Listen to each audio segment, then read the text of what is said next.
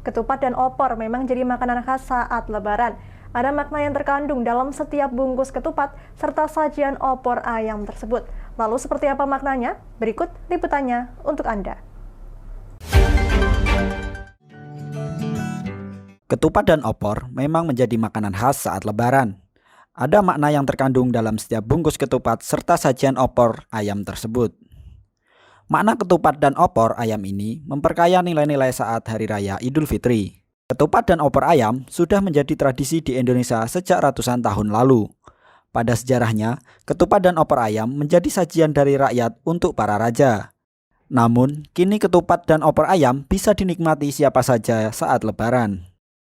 Ketupat yang berbentuk belah ketupat menggambarkan keseimbangan alam.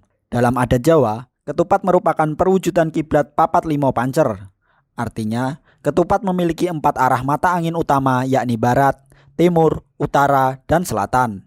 Tapi hanya ada satu pusat yakni kiblat. Saat menyajikan kupat di hari Lebaran, kulit ketupat dibuang, sedangkan beras yang putih bersih dimakan bersama opor ayam. Sajian ini melambangkan permintaan maaf sekaligus memulai kembali lembar baru di hari Nan Fitri. Sebelum itu, pasangan ketupat yakni opor ayam juga memiliki makna yang serupa. Makna opor ayam adalah lambang permintaan maaf. Opor yang terbuat dari santan memiliki arti pangapunten atau permintaan maaf. Itulah makna ketupat dan makna opor ayam yang disajikan di hari Lebaran. Selain kaya makna, perpaduan ketupat dan opor ayam akan memanjakan lidah di Hari Raya Idul Fitri. Tonton siaran Lingkar TV melalui aplikasi Lingkar TV di Play Store. Dengan cara ketik Lingkar TV di pencarian Play Store, kemudian tekan install.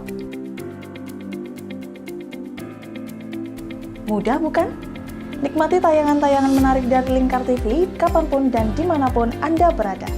Tinggal tekan menu Lingkar TV di HP Anda dan selamat menonton!